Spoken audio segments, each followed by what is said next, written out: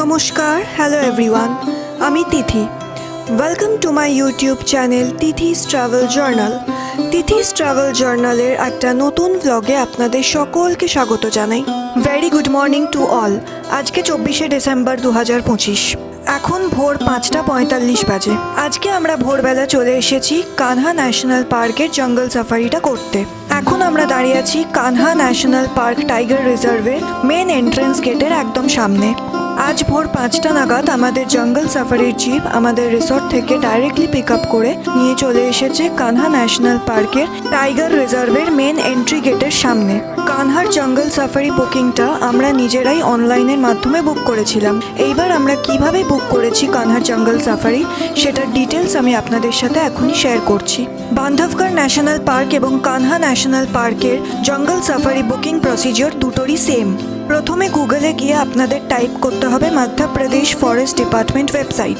MP forest department ওয়েবসাইটে গিয়ে ওখানকার অফিসিয়াল পোর্টাল আপনাদেরকে ভিজিট করতে হবে।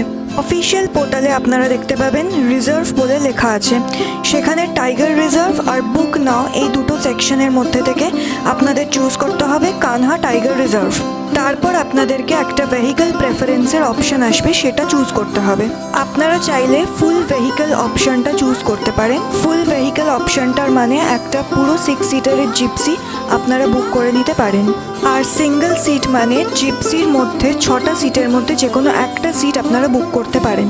এবার সিট বুকিংটা ডিপেন্ড করছে আপনারা কতজন জঙ্গল সাফারি করতে যাবেন সেটার বেসিসে। তারপরের স্টেপটা হচ্ছে আপনাদেরকে জঙ্গল সাফারির সমস্ত ডিটেলস দিতে হবে। সাফারি ডিটেলস মানে আপনারা কোন ডেটের সাফারিটা করবেন, মর্নিং শিফট করবেন না ইভিনিং শিফট করবেন, আর কোন জোনে সাফারিটা করতে চাইছেন সেই সমস্ত ডিটেলস আপনাদেরকে ওখানে দিতে হবে।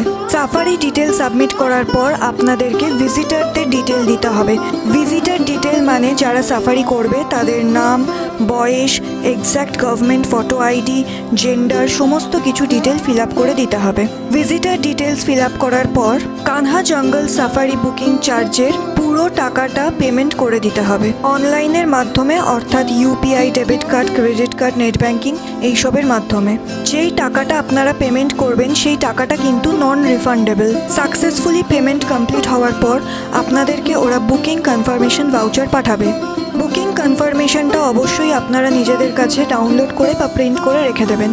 জঙ্গল সাফারি অনলাইন বুকিং কিন্তু অবশ্যই জঙ্গল সাফারির ডেটের 120 দিন আগে করবেন। এখন যেহেতু ক্রিসমাস উইক চলছে সেই জন্য জঙ্গল সাফারির এন্ট্রি গেটে বেশ অনেকটাই ভিড়, অনেকক্ষণ আমাদেরকে অপেক্ষা করতে হচ্ছে। ফাইনালি আমাদের সিকিউরিটি এন্ট্রি চেকিং হয়ে গেছে। এখন আমরা কানহা ন্যাশনাল পার্কের টাইগার রিজার্ভের ভেতরে ঢুকছি। মধ্যপ্রদেশের সবচেয়ে বড় এবং ভারতের অন্যতম বিখ্যাত বন্যপ্রাণী অভয়ারণ্য কানহা জাতীয় উদ্যান, অর্থাৎ Kanha national park. Kanha national park 2074 বর্গ কিলোমিটার এলাকা জুড়ে বিস্তৃত। কানহা ন্যাশনাল পার্ক 1933 সালে বন্যপ্রাণী অভয়ারণ্য এবং 1 জুন 1955 সালে জাতীয় উদ্যান হিসাবে স্বীকৃতি পায়।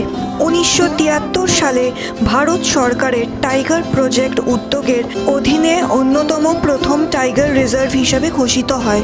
কানহা ন্যাশনাল পার্ক বন্যাঞ্চলটি সমৃদ্ধ বন্য প্রাণীর বৈচিত্র্যের জন্য বিশ্বজুড়ে পরিচিত। কানহা ন্যাশনাল পার্ক জুড়ে রয়েছে বহু বন্যপ্রাণী। তার মধ্যে সবথেকে বিখ্যাত এবং আকর্ষণ রয়েছে দ্য রয়্যাল বেঙ্গল টাইগার দেখার জন্য। রয়্যাল বেঙ্গল টাইগারের পাশাপাশি এখানে রয়েছে বারাসিঙ্গা। বারাসিঙ্গা কানহা ন্যাশনাল পার্কের আরেকটি মূল আকর্ষণ, যা বিলুপ্তির হাত থেকে এখানে রক্ষা পেয়েছে। তার পাশাপাশি এখানে রয়েছে ভারতীয় চিতাবাঘ অর্থাৎ ইন্ডিয়ান লেপার্ড, চিতল হরিণ ও সম্বর হরিণ, গৌড় অর্থাৎ ইন্ডিয়ান বাইসন, ভাল্লুক অর্থাৎ স্লথ বিয়ার। তাছাড়াও রয়েছে ভারতীয় বুনো কুকুর অর্থাৎ ইন্ডিয়ান ওয়াইল্ড ডগ, বুনো শুয়োর, শিয়াল, মায়া হরিণ, কৃষ্ণসার মৃগ, হনুমান ও বানর ইত্যাদি আরও অনেক প্রজাতির নানান ধরনের বন্যপ্রাণী। কানহা ন্যাশনাল পার্কের জঙ্গল সাফারি মোট দুটো জোনের ভিত্তিতে করানো হয়। একটা হচ্ছে কোর জোন আর একটা হচ্ছে বাফার জোন। কোর জোন অর্থাৎ যেখানে বন্যপ্রাণীর ঘনত্ব ও সংখ্যা অনেকটা বেশি থাকে, আর বাফার জোন অর্থাৎ যে রাস্তা দিয়ে বন্য প্রাণীরা এক জায়গা থেকে আরেক জায়গায় যায়। আমরা জঙ্গল সাফারি বুক করার সময় কোর জোনের জঙ্গল সাফারিটাই বুক করেছিলাম। সকাল থেকে জঙ্গল সাফারি করতে করতে ফাইনালি আমরা দেখতে পেয়েছি একটা লেপার্ড। কানহা ন্যাশনাল পার্কের মতন ঘন গভীর জঙ্গলে লেপার্ড দেখতে পাওয়াটা খুবই আশ্চর্যের এবং দুর্লভ ব্যাপার। লেপার্ড দেখার পর বেশ কিছুটা রাস্তা গিয়ে আমরা দেখতে পেলাম দুটো সম্বর ডিয়ার। আমাদের সাফারি জিপটা আসছে দেখে ছুটে পালিয়ে গেল। কানহা ন্যাশনাল পার্কের 4টে কোর জোন রয়েছে জঙ্গল সাফারির জন্য। কোর জোনের নামগুলি হলো কানহা জোন, মুক্কি জোন, কিসলি জোন আর সারহি জোন। কোর জোনের পাশাপাশি রয়েছে 3টে বাফার জোন। 3টি বাফার জোনের নাম হলো খাটিয়া জোন, খাপা সিজুরা জোন আর পারসাউলা জোন। এবার আমি আপনাদেরকে বলবো কানহা ন্যাশনাল পার্ক জঙ্গল সাফারির কীরকম কী খরচা পড়েছে।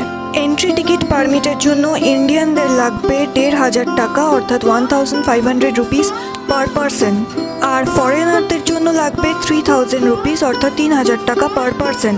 একটা 6 সিটার জিপসি ফেয়ার পড়বে 2500 টাকা অর্থাৎ 2500 রুপিস। প্রত্যেকটা জিপে একটা করে ফরেস্ট গাইড থাকবে, যে ফরেস্ট গাইডের ফিস হচ্ছে 500 রুপিস অর্থাৎ 500 টাকা পার জিপ।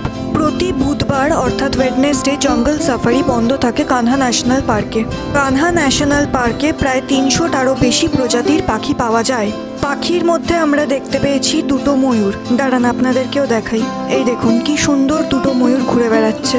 ভোর থেকে টানা যেহেতু আমাদের জঙ্গল সাফারি চলছে, এখন 8:30 বাজে, আমাদের এখন একটা ব্রেকফাস্টের ব্রেক দিয়েছে। কি সুন্দর দেখতে লাগছে চারিদিকটা, একবার দেখুন।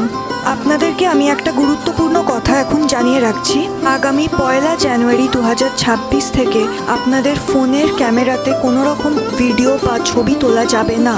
যদি আপনাদেরকে ফরেস্ট ডিপার্টমেন্ট থেকে ফোনের ক্যামেরাতে যদি আপনাদেরকে ফটো বা ভিডিও তুলতে দেখে, তাহলে আপনাদেরকে জরিমানা দিতে হতে পারে। পাখিদের মধ্যে আপনারা ময়ূরের পাশাপাশি দেখতে পাবেন Malabar hornbill, grey hornbill, white breasted kingfisher, Asian green bee eater, paradise flycatcher, vulture, উডপেকারের মতন আরও নানান ধরনের ছোট বড় পাখি। এই দেখুন এখানে আবার একটা ফিমেল ডিয়ার দাঁড়িয়ে আছে দেখতে পাচ্ছি। নানান রকম পশু পাখির পাশাপাশি গোটা কানহা ন্যাশনাল পার্ক জুড়ে রয়েছে নানান ধরনের সরীসৃপ প্রাণীরাও। নানান ধরনের সরীসৃপ প্রাণীর মধ্যে রয়েছে অজগর, কেউটে, কোকরো, চন্দ্রবড়ার মতন বেশ নানান রকমের সাপ, এবং সাথে রয়েছে ফ্যান থ্রোটেড লিজার্ড, গিরগিটির মতন আরও নানান ধরনের সরীসৃপ কিছু প্রাণী। ওই দেখুন দূরে অনেকক্ষণ ধরেই দেখতে পাচ্ছি একটা হাতি দাঁড়িয়ে আছে। হাতিটা কিন্তু অনেকক্ষণ ধরেই ওখানে দাঁড়িয়ে আছে, সম্ভবত বাঁধা আছে হাতিটা। কানহা ন্যাশনাল পার্কের জঙ্গল সাফারি আমাদের প্রায় শেষের দিকে। শাল গাছে মোড়া ঘন ভোরের এই জঙ্গল সত্যি অপূর্ব লাগলো। কানহা ন্যাশনাল পার্কের জঙ্গল সাফারির অভিজ্ঞতা আমাদের খুবই সুন্দর হলো। আপনারাও যদি সুন্দর একটা জঙ্গল সাফারি অভিজ্ঞতা করতে চান, তাহলে তাড়াতাড়ি চলে আসুন কানহা ন্যাশনাল পার্কে। আমার এই ব্লগ যদি আপনাদের ভালো লেগে থাকে, তাহলে প্লিজ তিথিস ট্রাভেল জার্নাল এই ইউটিউব চ্যানেলটা সাবস্ক্রাইব করে দেবেন, আর সাথে লাইক, শেয়ার আর কমেন্ট করে দেবেন। ভালো থাকবেন সবাই। দেখা হচ্ছে আপনাদের সাথে খুব তাড়াতাড়ি আবার একটা নতুন ব্লগে।